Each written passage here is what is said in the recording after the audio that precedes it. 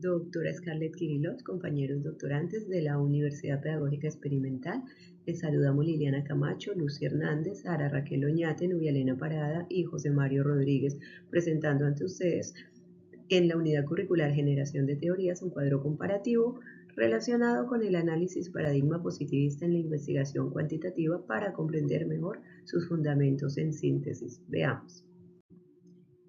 Entrar a hacer una comparación entre autores es analizar ese paradigma positivista, hablando en detalle del lugar importante que ha venido ocupando en el campo de la investigación desde su fundamentación o su fundamento epistemológico y a partir de su origen en el siglo XIX. Y es que este paradigma es objetivo, es medible, es verificable y va desde lo social hasta lo educativo, llegando a ser indispensable en los fenómenos investigados al ser observables, manejables en cuanto a hipótesis y análisis de datos, ya que permiten establecer relaciones entre ellos. En tal razón, analizaremos y compararemos, por tanto, los autores como Palela y Martins, quienes presentan una metodología para la planificación y ejecución de estructuras de orden cuantitativo, asimismo, de Hernández, Sampieri y Mendoza, quienes son el referente más empleado hoy por hoy en el diseño metodológico en investigaciones cuantitativas, cualitativas y mixtas, y a la vez Ñaupas, Valdivia, Palacios, Romero, entre otros autores como Creswell, por ejemplo,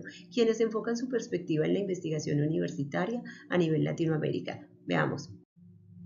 En el comparativo tenemos a Palela y Martins, Hernández, Sampieri y Mendoza, Ñaupas, Valdivia, Palacio, Romero, y obviamente hay otros autores que nos hablan del paradigma positivista y la investigación cuantitativa. En general, los autores nos dicen o coinciden en que la objetividad y la sistematicidad son importantes. La evidencia empírica tiene relevancia indiscutible en la investigación cuantitativa desde el paradigma positivista.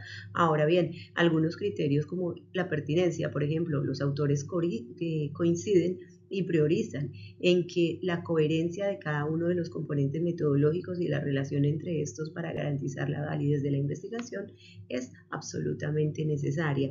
Asimismo, en cuanto a la consistencia, ellos proponen que sea sistémica, que atienda a una lógica rigurosa, que favorezca la confiabilidad de la evidencia científica y por tanto su interpretación. Frente a la sistematización, pues coinciden en que los procedimientos deben ser ordenados en el diseño, en la documentación, para una sistematización como condición esencial en la investigación y el método científico, por tanto. Ahora, frente a la completitud, se habla de la credibilidad de los resultados, de todas las fases de la investigación, y estas pues deben seguirse de una forma muy rigurosa, asegurando la integridad metodológica. Estamos hablando, por tanto, de ese análisis comparativo que hemos realizado. Frente a la universalidad, los autores coinciden en relacionar esa representatividad estadística y el rigor metodológico. Ahora bien, cuando se habla de la teorización, la coincidencia unánime es ese marco teórico que debe ser rigurosamente fundamentado para la investigación cuantitativa como tal. Continuamos con otros criterios. Buenas tardes, mi nombre es Sara Oñate Martínez. A continuación voy a seguir abordando los fundamentos de la investigación cuantitativa, pero no desde una visión general, sino bajo el ente del paradigma positivista, que es la base epistemológica que da sentido a este enfoque. Como veremos, este paradigma sostiene que la realidad es única, es objetiva y medible, y que el conocimiento se construye a partir de la observación empírica y la comprobación de hipótesis. Justamente en la primera lámina, autores como Palela y Martins, Hernández, Sampieri y Mendoza, como Ñaupas también, colaboradores pues nos ofrecen 6 criterios que orientan una investigación rigurosa y significativa, puesto que ya lo explicó la compañera. Ahora bien, ¿cómo se traducen estos fundamentos en la práctica? La respuesta está en el diseño metodológico, que es el puente entre la teoría y la acción. Y para explicarlo vamos a seguir el mismo orden de ideas que nos plantean estos autores, pero ahora aplicado a los elementos claves del método. En primer lugar, Palela y Martins, desde una visión positivista clásica, nos hablan de un método hipotético deductivo, donde la investigación avanza por etapas bien definidas. Para ellos, el diseño debe ser experimental o no experimental, y los tipos de estudio pueden ser de campo, documental o experimental. Pues además el nivel va desde lo exploratorio hasta lo explicativo, siempre buscando establecer relaciones causales. Siguiendo esa misma ruta, Hernández, Sampieri y Mendoza amplían esta visión al plantear un método deductivo y secuencial muy alineado con el positivismo, donde cada paso depende del anterior. Ellos distinguen entre diseños experimentales, cuasi experimentales y no experimentales, y clasifican los estudios según su alcance, si es exploratorio, descriptivo, correlacional y explicativo, manteniendo siempre la coherencia entre el problema, los objetivos y la metodología. Finalmente, Naupas, Valdivia, Palacio y Romero integran estos elementos desde una perspectiva más holística. Proponen un método hipotético deductivo integrado, con diseños experimentales y descriptivos, pero además amplían la clasificación de los tipos de investigación a básica, aplicada y tecnológica. Su aporte más relevante es que el nivel investigativo puede llegar hasta lo predictivo, lo cual es muy propio del positivismo, que busca no solo explicar, sino también predecir fenómenos. Como podemos observar, aunque cada autor tiene su propio énfasis, todos coinciden en que la elección del método, diseño, tipo, nivel y modalidad no es arbitraria. Por el contrario, deben estar guiadas por los principios de pertinencia, consistencia, sistematización y teorización que vimos en la primera lámina. En el paradigma positivista, esto es aún más relevante porque la validez del conocimiento depende de que el diseño metodológico sea riguroso, objetivo y replicable. Por eso la idea clave que nos queda es que una investigación cuantitativa sólida no solo se piensa, sino que se estructura meticulosamente desde la teoría hasta la recolección y análisis de datos. Muchas gracias. Continúa otro compañero definiendo pues otros criterios. Cordial saludo. Siguiendo con el diseño metodológico, la población, la muestra y las técnicas de recolección de información, tomando como referentes a Paleya, a Martins, a Hernández, Sampieri y a Mendoza, junto a Ñaupas, Valdivia, Palacios y Romero, nos permite, a través de estos elementos, fundamentar dentro de la investigación cuantitativa la lógica positivista orientada hacia la observación sistemática, hacia la medición y la obtención de evidencia empírica.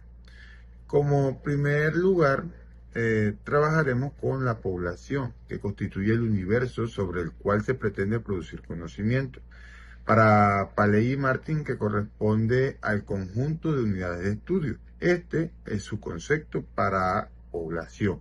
Hernández, Sampieri y Mendoza lo conciben como casos que comparten características previamente definidas, mientras que Ñaupa y sus colaboradores hacen referencia a la totalidad del fenómeno investigado.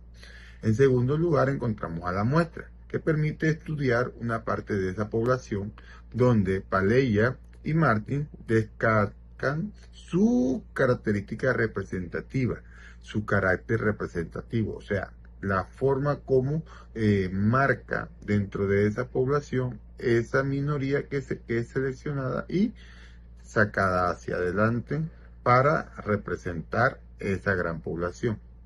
Hernández y Sampieri, junto a Mendoza, nos hablan de que son muestras probabilísticas y no probabilísticas. Y a su vez, Ñaupas y sus colaboradores incorporan la importancia del cálculo muestral. Desde esta perspectiva positivista, una selección rigurosa constituye a reducir sesgos y también, cuando el diseño lo permite, favorece la generalización de resultados. Respecto a las técnicas de recolección, la observación puede ser participante o no participante, sistemática y estructurada, así como directa o indirecta, dependiendo del procedimiento establecido. En cuanto a la entrevista, se pueden adoptar como modalidades estructuradas o semiestructuradas. Puede desarrollarse mediante procedimientos estandarizados y debe responder directamente a objetivos planteados. Y por otro lado, la encuesta utiliza preguntas previamente formuladas, que permite obtener datos estandarizados y su calidad depende tanto del diseño como del cuestionario del procedimiento de muestreo. En síntesis, o largos rastros, podemos evidenciar que se selecciona o se debe seleccionar adecuadamente la población, la muestra y las técnicas de recolección, porque nos permiten obtener información confiable, objetiva y representativa. Desde este positivismo, estos componentes sustentan la medición, la contrastación de hipótesis y la formulación o validación de explicaciones teóricas fundamentales en evidencias empíricas. Muchas gracias. Hola, cordial saludo. Mi nombre es Lucila Hernández Alvarado. Como podemos observar, diferentes instrumentos de recolección de datos propuestos desde los aportes de Paleya y Martínez, Hernández Sampieri y Mendoza y Ñaupas, Valdivia, Palacios y Romero. Estos instrumentos adquieren especial importancia cuando hablamos de la generación de teorías desde el paradigma positivista. En primer lugar, Paleya y Martínez plantean instrumentos como la hoja de observación, el guión de entrevista, el cuestionario, los test y la escala. Lo importante desde una perspectiva positivista es que permiten recoger información de manera sistemática y objetiva, transformando los fenómenos estudiados en datos que pueden ser analizados. Por su parte, Hernández, Sampieri y Mendoza destacan la definición de categorías, las estandarizaciones de los procedimientos y las operaciones de las variables. Considero que este aporte es fundamental porque en el positivismo una idea o concepto debe poder reducirse en variables e indicadores observables y medibles. Esto permite contrastar las hipótesis con la realidad. Finalmente, Ñaupas, Valdivia, Palacios y Romero enfatizan los indicadores sistemáticos, la uniformidad en la aplicación, los reactivos válidos y las escalas de tipo Likert. Esto fortalece la validez y confiabilidad de los resultados, aspectos esenciales para que el conocimiento producido pueda ser considerado científico.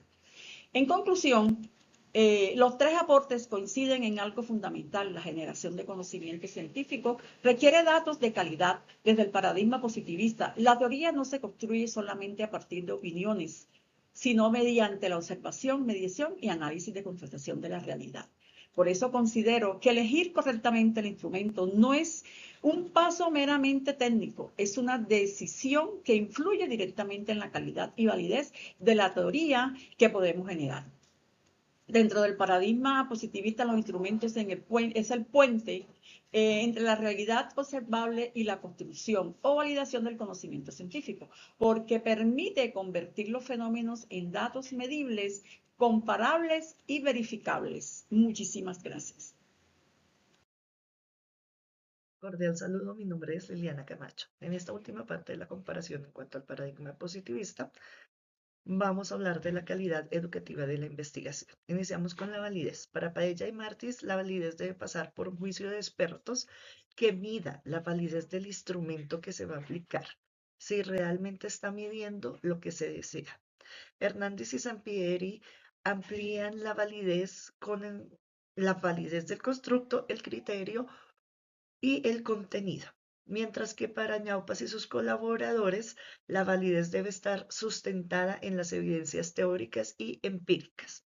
En cuanto a la confiabilidad, a Paella y Martis aplican estadísticos como el alfa de Crobach y Cruder-Richardson, en el cual en el alfa de Crobach aplican escalas como la escala Likert, mientras para QD Richardson se aplican estadísticos dicotómicos de sí, no, falso y verdadero.